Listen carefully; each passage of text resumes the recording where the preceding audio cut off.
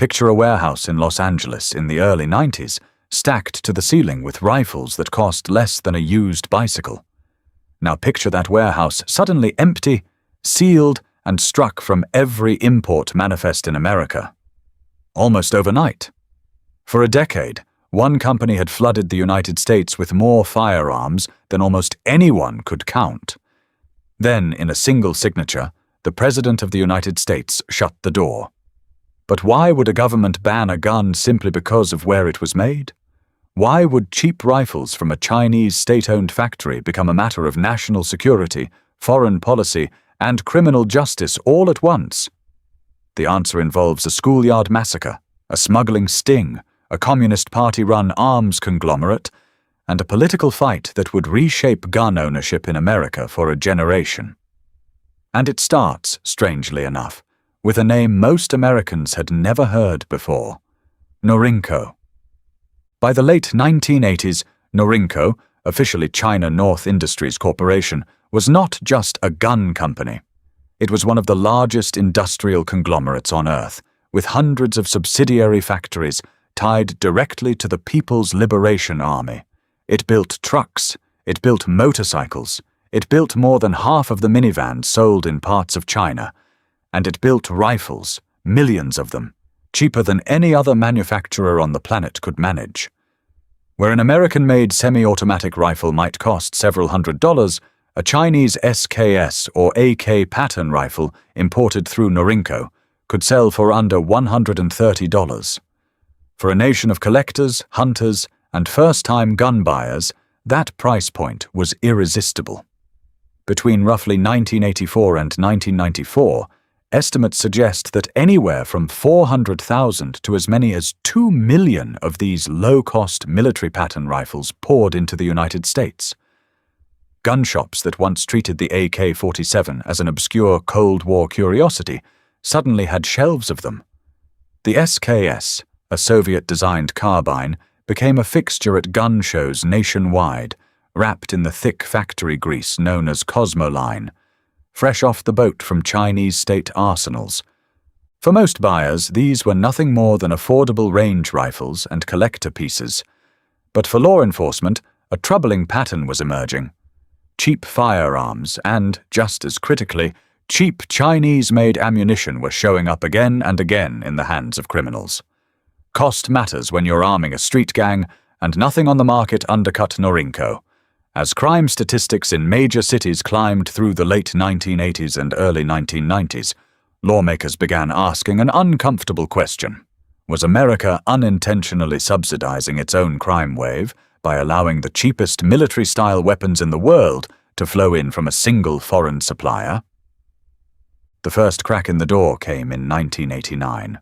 A gunman walked onto the grounds of an elementary school in Stockton, California, and opened fire with a semi-automatic rifle, killing several children before taking his own life.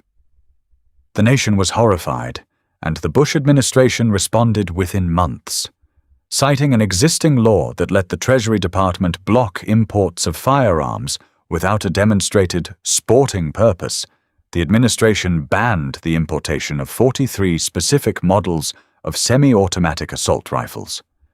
It was the first real crack in the wall protecting the flood of cheap, foreign military pattern guns. But it was only a crack. Import bans could be redrawn, models could be modified, and manufacturers were already finding workarounds, shortening barrels, changing furniture, tweaking magazine wells just enough to satisfy the letter of the regulation. Norinco kept shipping, the rifles kept coming, and in Washington, a much bigger reckoning was quietly building. Then, in the spring of 1994, federal agents pulled back the curtain on something that would change everything. Investigators discovered that Norinco had been illegally exporting tens of thousands of rifles into the United States that were never supposed to be there at all. Rifles fitted with threaded muzzles designed to accept silencers, or mounts built to attach grenade launchers. Some could reportedly be converted into fully automatic machine guns with alarmingly little modification. The Bureau of Alcohol, Tobacco, and Firearms was forced to order a recall. It was a stunning admission. American customs inspectors, examining an ocean of shipping containers, simply could not catch every illegal configuration coming out of Chinese state factories. If cheap rifles were one problem, illegally modified military-grade weapons slipping through the cracks of the world's busiest ports was something else entirely. A problem that touched trade policy, national security, and public safety all at once. On Capitol Hill, the pressure had already been building for months. In March of 1994, one member of Congress had written directly to the Secretary of State and the Secretary of the Treasury, urging an emergency halt to the flow of military-style weapons arriving from China. He didn't stop there. He rallied more than 100 of his House colleagues into a single letter demanding that President Clinton use his executive authority to permanently ban the import of these semi-automatic firearms. The political timing could not have been sharper. Every year, the president had to decide whether to renew China's most favored nation trading status, a designation that determined the tariffs and therefore the profitability of nearly everything China sold into the American market. Human rights advocates wanted China's trading privileges tied to its record on political freedom. Gun control advocates wanted the flood of cheap rifles stopped. Trade officials wanted to protect a massive and growing commercial relationship. All three of those forces collided in the same room, at the same moment, over the same signature. On May 26, 1994, President Bill Clinton renewed China's trading status, but carved out an extraordinary exception. Effective almost immediately, the United States would ban the importation of firearms and ammunition manufactured by Norinco and its sister conglomerate, Polytech. It was a strike aimed squarely at the source. China supplied roughly 1/3 of every firearm imported into the United States that year, and more than half of every imported rifle. In one signature, Washington cut off a pipeline that had operated, virtually uninterrupted, for a decade. Officials framed the decision publicly on two fronts at once, as a rebuke of China's human rights record and as a direct response to the role cheap Chinese weapons were playing in American crime. Critics on both sides had plenty to say. Some argued the economic sting on China was negligible compared to the benefits of renewed trade status. Others in the firearms community argued this was backdoor gun control dressed up as foreign policy, since Congress had already failed to pass sweeping restrictions through ordinary legislation. Diplomats in Beijing, meanwhile, quietly predicted that importers would simply reroute the same rifles through third countries. The same trick, they noted, that Chinese textile exporters had long used to slip past American quotas. But that wasn't the strangest part. Just weeks later, an entirely separate piece of legislation compounded the blow. The Violent Crime Control and Law Enforcement Act of 1994, the sweeping federal crime bill signed that September, introduced its own nationwide ban on the manufacture of certain semi-automatic firearms, defined by specific military-style features.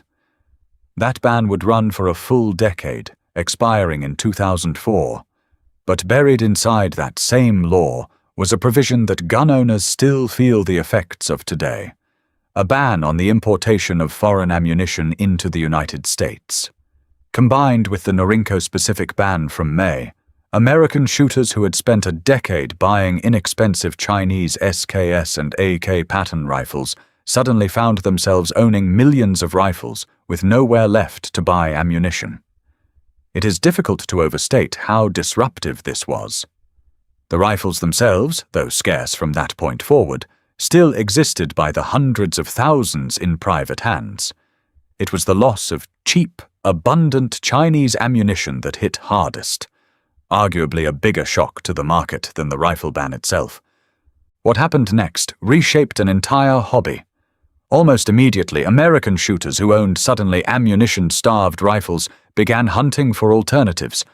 Because the ban applied specifically to Chinese manufacturers and to the ammunition provision in the crime bill, gun distributors turned to other countries entirely.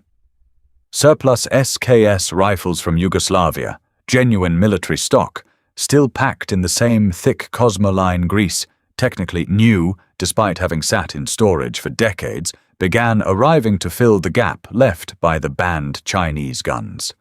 Years later, in the early 2000s, importers even found a workaround through Albania, bringing in old Chinese-pattern SKS rifles that had been shipped there originally, fitted with Albanian replacement parts and modified stocks. Collectors nicknamed them, half-jokingly, Sino-Albanians, a strange hybrid born entirely out of a decades-old ban that was never supposed to touch weapons already sitting in a warehouse on the other side of the world. No one expected a Balkan loophole to become the afterlife of a Cold War Chinese rifle. But that is exactly what happened. There were quieter casualties too. Import companies that had built entire business models on cheap Chinese surplus rifles collapsed or pivoted overnight. Gun shows that had once devoted entire tables to fresh Norinco SKS rifles in factory wrap suddenly had nothing left to sell but whatever inventory had already cleared customs before the deadline. Prices on existing Chinese rifles, paradoxically, began to climb, scarcity turning what had been the cheapest rifle in America into something closer to a collector's item within just a few years. Federal regulators, for their part, had to draw precise lines about what the ban actually covered. It was, and remains, an import ban, not a ban on owning a Chinese-made rifle that was already inside the country before 1994. Anyone who had purchased their SKS or AK pattern Norinco before the ban could keep it, sell it, pass it down. The ban targeted the tap, not the water already in the bucket. That distinction would matter enormously for the collector's market that followed. Then everything changed again, nearly a decade later, and for reasons that had nothing to do with gun crime at all. In 2003, the United States government determined that Norinco had engaged in something far more serious than flooding American gun shows with cheap rifles: missile technology proliferation. According to federal filings, Norinco had provided missile-related technology to Iran. Under an executive order originally signed in November of 1994, aimed at controlling the spread of weapons of mass destruction, the Secretary of State imposed a fresh, 2-year total ban on any goods, technology, or services from Norinco entering the United States. This was no longer about hunting rifles or crime statistics. This was a company already blacklisted once for arming American gangs and smugglers, now blacklisted a second time for arming, allegedly, a government the United States considered a nuclear proliferation risk. The measure expired and was quietly lifted in 2005. But the message was unmistakable. Norinco's name had become, in the eyes of American regulators, permanently radioactive. Today, the ammunition provision from that 1994 crime bill still shapes the market. It's the reason Americans cannot casually import foreign-made ammunition from almost any country, not just China, more than 3 decades later. The firearms themselves have become something between folklore and finance for collectors. A rifle that once sold new for under $130 can now fetch many multiples of that price at auction, purely because it can never legally be imported again. Museums and private collections quietly hold on to pre-ban Norinco rifles as artifacts of a strange, brief window in American history. A 10-year stretch when a single foreign, military-run manufacturer became, by raw volume, one of the largest suppliers of firearms in the country that would go on to become its most permanent geopolitical rival. The story of the Norinco ban was never really about one rifle or one company. It was about the moment America realized just how thin the line had become between a bargain at a gun show and a decision made in a war room on the other side of the world. So the next time you see a battered SKS at a gun show wrapped in decades-old grease, ask yourself where it's really been. Chances are it survived a ban most people have never heard of, and it's still carrying that story with it. If you found this piece of hidden history as strange as we did, there's another one waiting, buried just as deep, about the decisions that quietly rewrote the rules of American life. Stick around for that one.